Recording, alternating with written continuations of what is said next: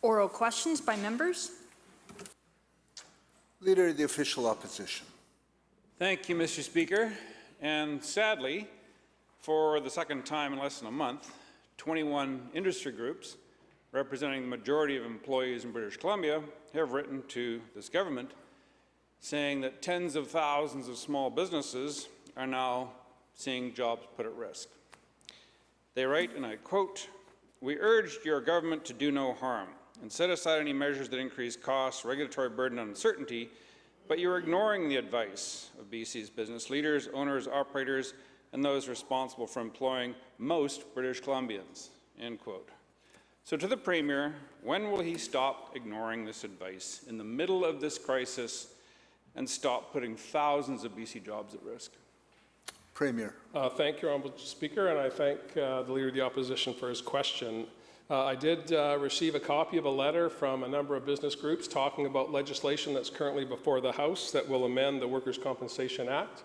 We believe those changes are modest. We are certain that those changes will not lead to premium increases for businesses in the short term, and what it will do is provide more assistance for injured workers, something that hasn't happened in 20 years. Leader of the Official Opposition on a supplemental. Well, the Premier continues to defy reality. 3 weeks ago, he stubbornly refused to accept common sense and the issue of severance pay, and finally beat a retreat when it became clear his position was completely untenable. This time, the Business Committee writes, and I quote, "The government's economic recovery plan is still unknown, and Bill 23 measures call into question the sincerity of your government's commitment to listen to British Columbians, particularly small, medium, and large business employers," end quote. So will the Premier stop ignoring these cries for help in the middle of the worst economic crisis in our history and withdraw Bill 23 before thousands of jobs are lost for no good reason? Premier. Thank you, Honourable Speaker. Well, I'm sure that the Leader of the Opposition knows that the Workers' Compensation Act was brought in to find balance between workers and employers to keep people out of court when there was an injury at the workplace. That protects workers, it protects businesses, and that grand compromise has been going on in British Columbia for a long, long time. Over the previous 20 years of the Liberal government, their approach to workers' compensation was to give back surplus premiums to businesses to the tune of $1.6 billion over the time of their government. At no time did they increase in any way benefits for workers. So what we see with this act is a modest change, and it's been debated. I believe we're going into committee stage on the bill. The member can certainly participate fully in that debate if he chooses to. What we've done is increase benefits for workers without it having any cost to business. Premiums remain the same this year. Premiums remain the same next year. There was a consultation with Mr. Parr. We looked at all of the recommendations Mr. Parr brought forward. Any recommendations that would have an adverse impact on business, we put to one side. But we're not going to leave workers at risk. I appreciate the member from the other side understands this. The economy is about people. If you write the check or you cash the check, you need to work together. Business and workers, that's what this bill will do. That's what the Workers' Compensation Act was designed to do. Member Richmond Queensborough. Thank you, Mr. Speaker. The Premier speaks about modest changes, but these so-called modest changes have united 21 organizations representing various sectors in our economy, representing hundreds of thousands of workers, and they've all united together. The July 20th letter to the Labour Minister lays out the threat this government poses to economic recovery. In stark terms, Mr. Speaker, they write, quote, "Instead of holding the line on further business costs and regulatory enactments, you are doubling down on increasing business costs and adding uncertainty to BC's investment climate," end quote.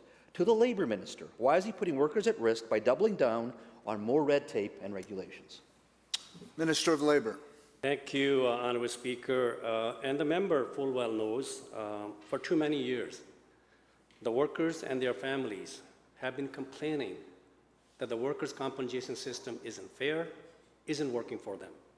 So what we are doing is taking some important steps to modernize the Workers' Compensation Act, ensuring workers and their family get the support they need while keeping premiums low.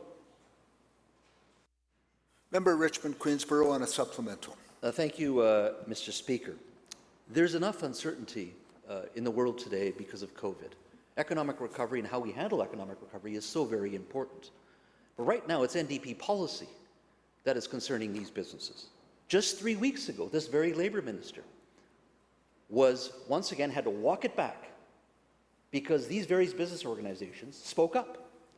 So not only does this government lack a business plan, but this Labour Minister's policies are actually making things worse. Here's another gem from the letter, Mr. Speaker. Quote, "There was no consultation on Bill 23 measures in the context of COVID-19. It is ill-timed, ill-considered, and ignores broad-based and repeated requests from the business community to do no harm." End quote. Again to the minister, why is he throwing an anchor instead of a lifeline to thousands of small businesses across BC? Minister of Labour.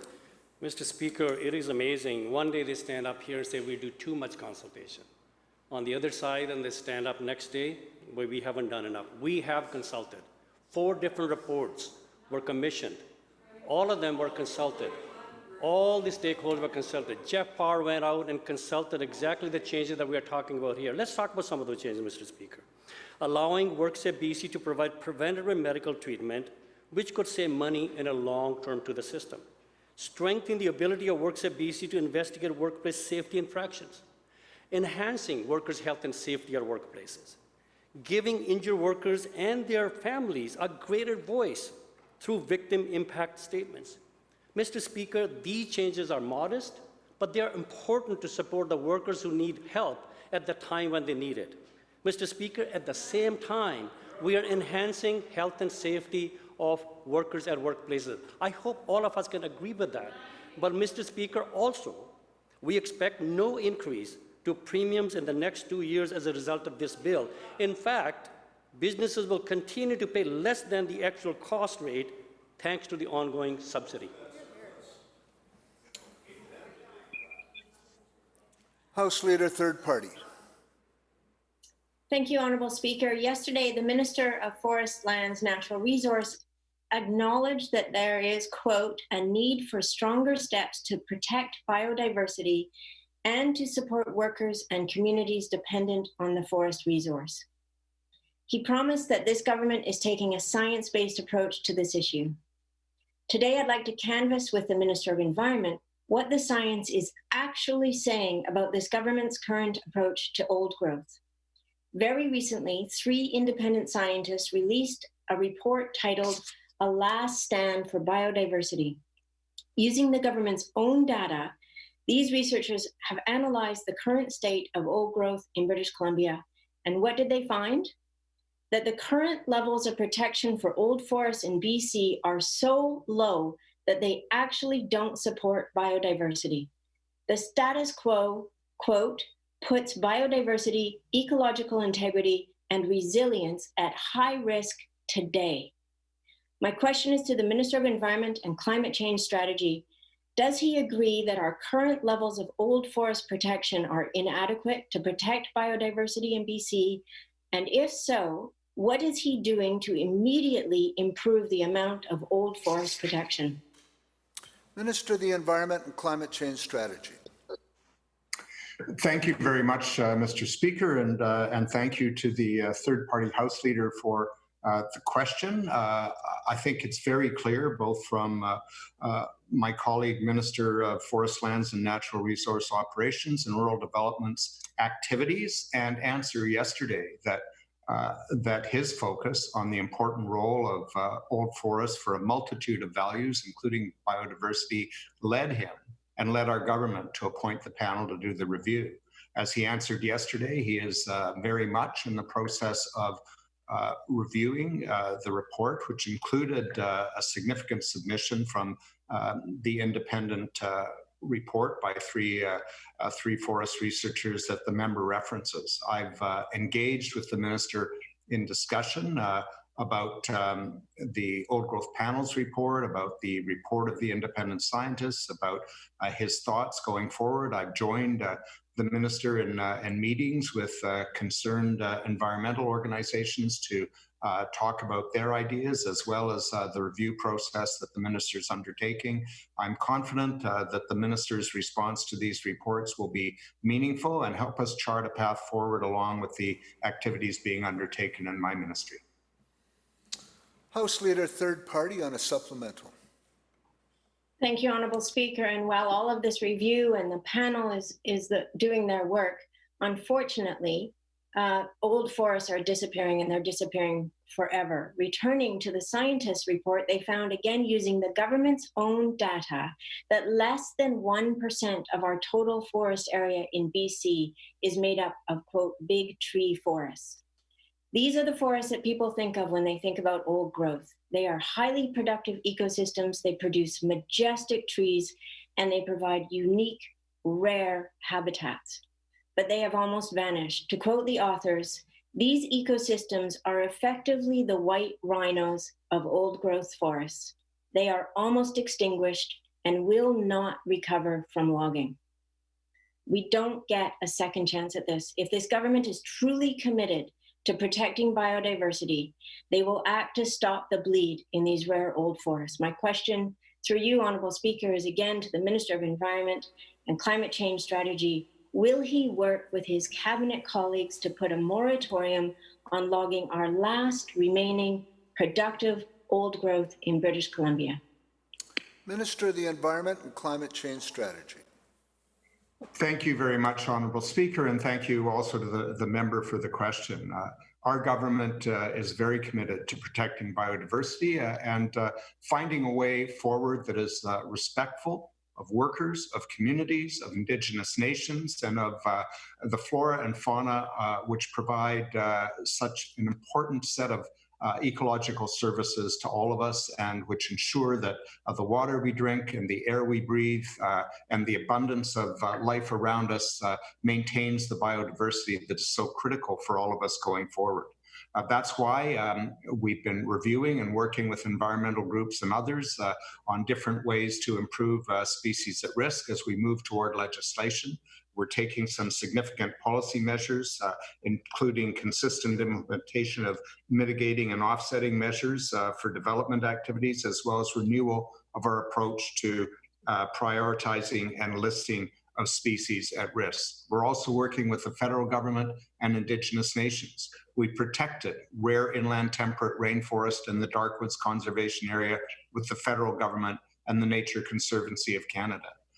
Working with my colleague, the Minister of Forests, we've protected from further logging the Skagit Valley Donut Hole, and we've also protected habitat for other species at risk by moratoria and set-asides and conservancies. My colleague, the Minister of Forest Lands and Natural Resources, I know because I talk to him on a regular basis, is applying himself to ensuring that the report is considered and implemented in a meaningful way, including measures that need to be taken in the short term as well as measures in the long term. He's doing that in a way that is respectful of government-to-government relationships and true consultation. He's doing that in a way that's respectful of workers and communities, and he's doing that in a way that will guarantee that we have good protections and good protection of biodiversity and rare species, including old growth forests going forward.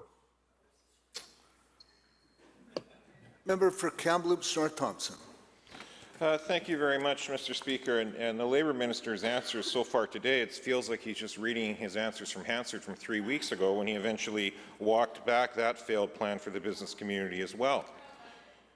The reality, Mr. Speaker, is that the business community, including members of the Premier's own task force, are pleading with this government to do no harm. In fact, they sent a letter yesterday that was 9 pages long. This is not just a quick little note that they scratched out with some objections. It's 9 pages. They write, and I quote, "Simply put, now is not the time to add more costs and uncertainty to BC's workers' compensation system," end quote. So again, to the Labour Minister, why is the Labour Minister so intent on adding costs and uncertainty, which will put thousands of jobs at risk, when the 21 signatories have very clearly signaled That is exactly what will happen with Bill 23. Minister of Labour. Mr. Speaker, for the reasons that have been canvassed here, our approach has been very measured and follows significant review by Mr. Parr. We decided not to proceed with all of Mr. Parr's recommendations. In fact, if we did, it would have cost $700 million to the WCB's accident fund. Because of COVID-19, because of the circumstances we are going through, we decided not to proceed with those recommendations. We put them aside. Mr. Speaker, as I said before, our approach is fair to businesses who will not see increase in their premiums in the short term as a result of this bill. But also, Mr. Speaker, it's fair to the workers who have not seen any improvement to the worker compensation system in 20 years. In fact, Mr. Speaker, striking the right balance, businesses will continue to receive subsidy on their premiums, paying only $1.55 when the cost is $1.67. So, Mr. Speaker, I stand with our decision to make a long overdue changes and modernize the workers' compensation system while keeping the premiums for the businesses low and stable. Member Kamloops North Thompson on a supplemental. Well, thank you very much, Mr. Speaker. I'm assuming, and it wouldn't surprise me, that the minister seems to think that because a business's remittances have gone down, they're saving money, but the remittances have gone down because they don't have employees working right now. They have no payroll to remit against. At a time when hundreds of thousands of British Columbians have lost their jobs, this government is making things worse. The member from Kamloops North Thompson has the floor. Thank you. Sorry, Mr. Speaker, I seem to have struck a nerve there. And I quote about how they're making things worse. These added, again, from the 9-page letter, these added costs will impact businesses of all size and their ability to restart, rehire, and contemplate new investment in the province. Ultimately, additional costs through Bill 23 will harm people from all walks of life who have lost or are on the brink of losing their livelihoods. End quote. This is the second time in 3 weeks that the minister is failing to listen to small businesses and putting their jobs at risk. Why does the minister insist on continuing down this path of added costs and uncertainty for business? Minister of Labour. Mr. Speaker, let's talk about who are we actually talking about here. These are our frontline workers. These are the people working in healthcare. These are the people that are working in grocery stores, cleaners, construction workers, doctors, nurses, care aides, Mr. Speaker. These are the people that they and all of us stand at 7 o'clock every night and support them for the work that they do. But Mr. Speaker, when it is to follow with our actions, they are gone missing again, Mr. Speaker, true to their form. We're proud of the work that we are doing, proud that we are taking a measured approach due to the circumstances that we have, support the workers, enhance their health and safety, at the same time provide them support when they become sick or injured at workplace. It's a balanced approach and keeping businesses' premiums low and stable. Mr. Speaker, I don't know what else is what is called balance. That exactly is the balanced approach. Member Prince George Vilmont. Well, to be clear, this is a pattern for the Labour Minister. He rejected the request to extend the temporary layoff extension, and he was called out for it. Now, job creators are saying in a 9-page document, and I quote, "There was no consultation in the context of COVID-19, calling into question the sincerity of your government's commitment to listen. Minister, this has been a recurring challenge with your approach," end quote. So to the Labour Minister, those aren't my words. Those are the words of job creators across the province. When is he going to stop being dismissive of small businesses and listen to their serious concerns? Minister of Labour. Mr. Speaker, when COVID-19 hit, we all understood that we need to act quickly, and we did.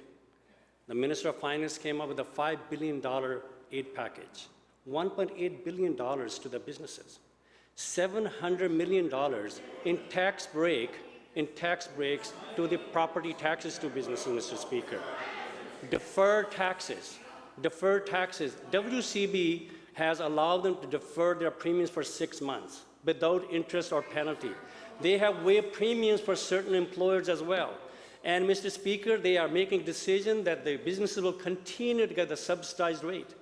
Cost $67 versus $55 that they continue to pay. And Mr. Speaker, this is the right balance.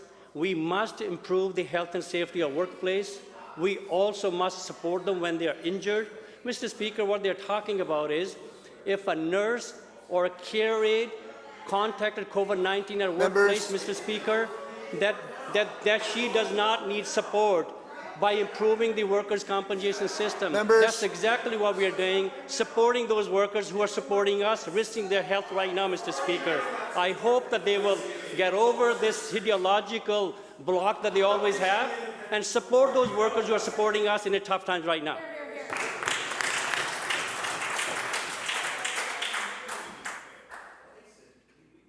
Member Prince George Vilmont on a supplemental. Thank you very much, Mr. Speaker. Well, hundreds of employers across British Columbia are saying to this minister that they have concerns that they want him to listen to. And let's be clear, this government has not yet articulated a jobs plan, no economic recovery strategy. And on top of that, we now have the Business Council, the BC Chamber of Commerce, the Vancouver Board of Trade, the Retail Council, COFI, the tourism industry, and many others, all saying the same thing, that this Labour minister is making things worse. The bottom line is this bill, and again, I quote from their 9-page letter to the Labour minister. The bill, and I quote, calls into question whether you are interested in facilitating a lasting economic recovery for all British Columbians, end quote. So perhaps to the Premier, when is this government going to respond to these significant concerns, put forward a jobs plan instead of putting thousands of BC jobs at risk? Minister of Labour. Mr. Speaker, if we look at what's in the bill that they are talking about, for example, diagnostic or preventative treatment before WCB decision. In some cases, workers may require diagnostic preventative treatment before WCB decide on their claim.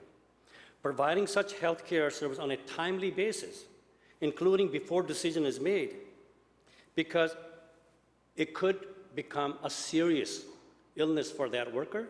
Also, it could cost the system more money. So this one is striking a right balance, trying to help the worker at the same time when they need it, and Mr. Speaker, keeping the premium for the employers low. Member Abbotsford West. Mr. Speaker, what the Labour Minister doesn't want to seem to acknowledge is that the people responsible for employing the majority of British Columbians don't see this as a balanced approach. You know, we were reminded yesterday just how fragile the public health situation is in BC and how we all have to conduct ourselves with that fragility in mind. But does the Labour Minister understand how fragile the economic situation is in British Columbia? Does he understand how many businesses are hanging on by their fingernails and how the decision about whether to rehire an employee or shut the doors forever are hanging in the balance, Mr. Speaker? And now instead of offering a helping hand, he decides now, when those small family-owned businesses are at their most vulnerable, to impose additional uncertainty, to impose additional costs. It has become a recurring theme with this Labour minister. Why does he insist, Mr. Speaker, on proceeding with changes that are, to quote those employers, ill-timed, ill-considered, and ignore repeated requests from businesses to do no further harm? Minister of Labour. Thank you, Mr. Speaker. I think our record is very clear we have shown,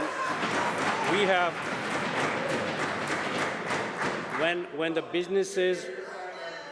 businesses are going through tough times because of COVID-19, government acted. $5 billion aid package.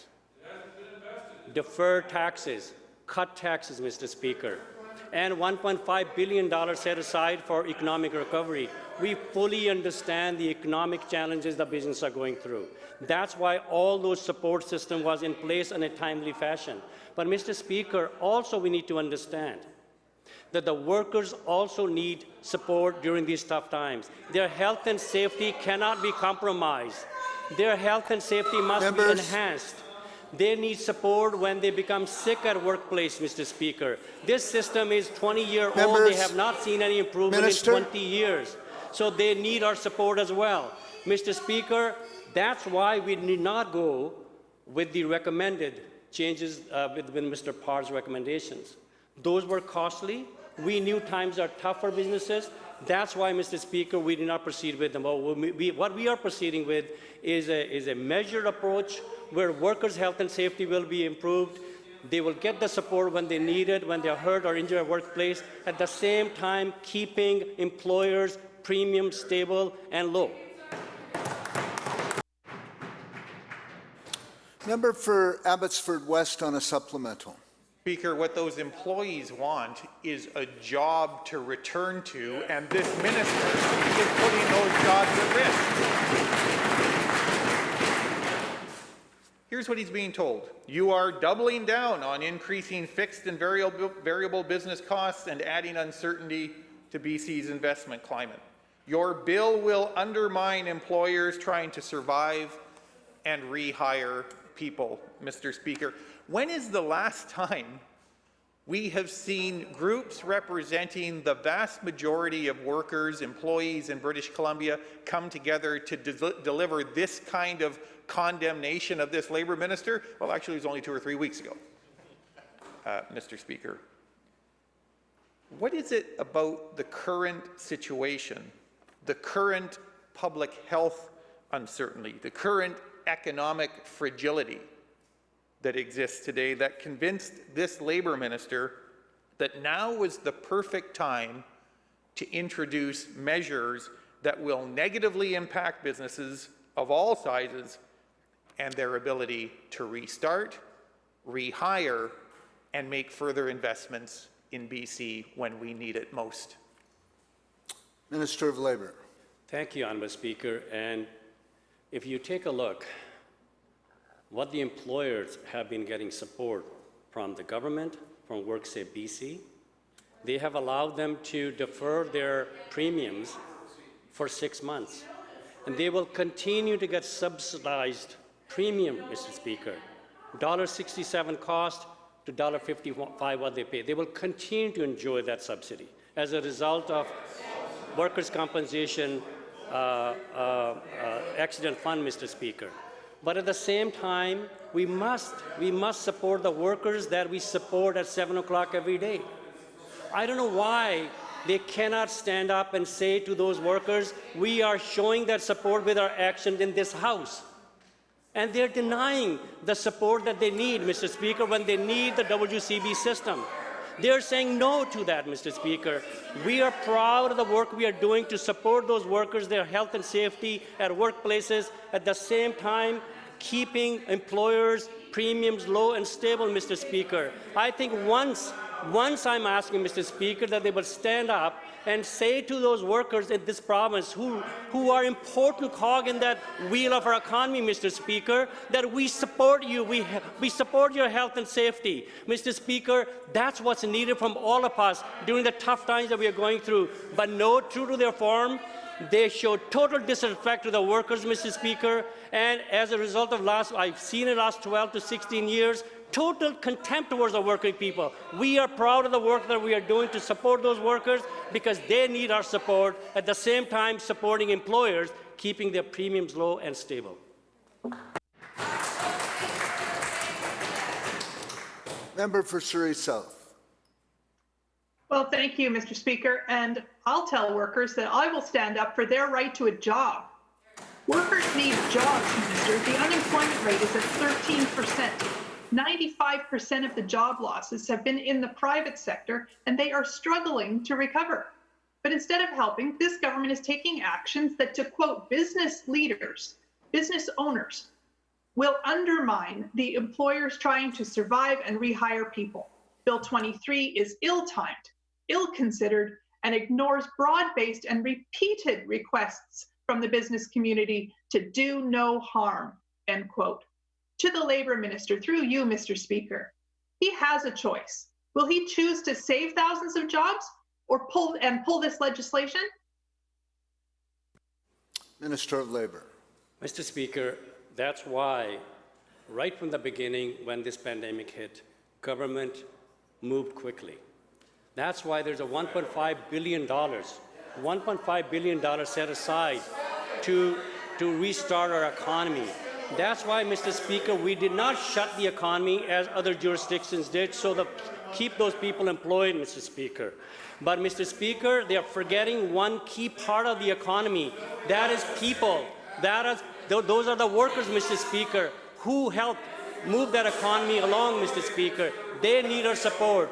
They also need to make sure that the health and safety is protected. Make sure that the worker who goes to work in the morning comes home safe and healthy. That's what we are doing. We are proud of doing it. And, Mr. Speaker, this is the right thing to do. It's the right time for that.